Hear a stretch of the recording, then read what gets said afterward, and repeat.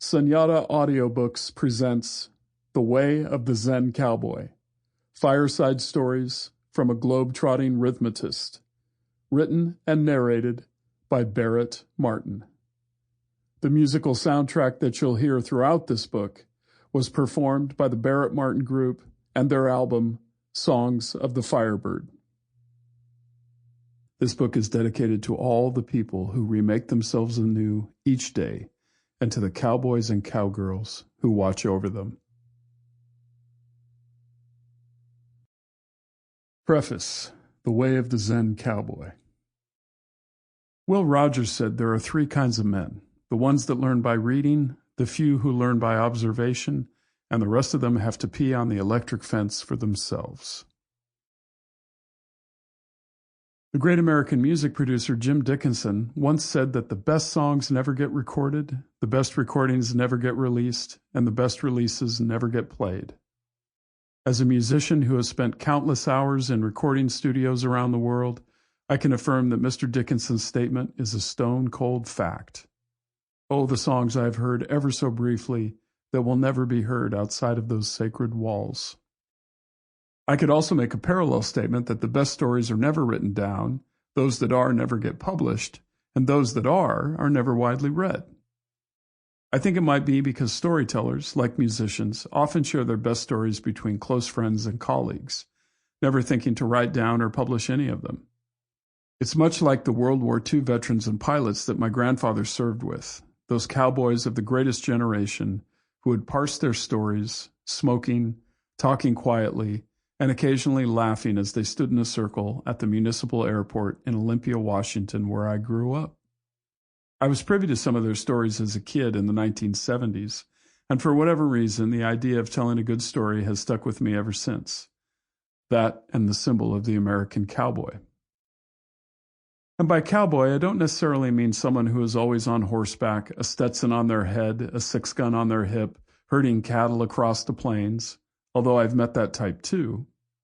I'm talking about that ancient archetype who lives on the fringes of the conventional world, yet sees it clearly for what it is, while still holding a reasonable and compassionate view of humanity.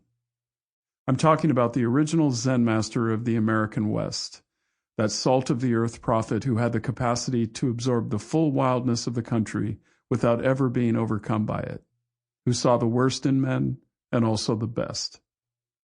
The ones who stood for what was right and true, and whose honor was worth more than any amount of money could buy. These beings are exceedingly rare and very hard to find, much like an authentic Zen master. Only a handful are alive at any given moment on this planet. They are both men and women. They come from many different backgrounds, and I am fortunate to have met and worked with a few of them. Their spirits are embedded in these stories. When I released my first book, The Singing Earth, I was telling the stories of my musical adventures around the world, across 6 continents, and over the course of about 30 years. Many of those stories could have been much longer, with additional storylines and side plots, but that would have made the book less about music and more about adventuring, which, although not a bad subject in itself, adventuring is not what I wanted to focus on for a book about global music. The book you are listening to now is not necessarily a sequel to The Singing Earth, but it is perhaps a parallel narrative.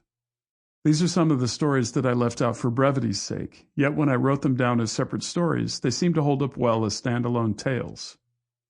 There are only a handful of stories about music, whereas the vast majority of these 35 tales are organized in a particular way so as to convey 7 themes that I feel are most important to the development of a person, those being the cultivation of a spiritual practice, the development of one's character, the appreciation of music, a deep reverence for the environment, the importance of an astute political mind, the appreciation of wisdom, and the beautiful, ephemeral essence of the human soul. The main idea for these stories came to me in a flood of creativity in the summer of 2018, immediately after I returned from a meditation retreat in upstate New York. Being an ordained Soto Zen practitioner, my wife had asked me to help her initiate some of her Tibetan Buddhist students, which is a parallel path to Zen. Also because who wouldn't want a wild-eyed Zenist lurking around a sacred initiation, sweeping and Sample complete. Ready to continue?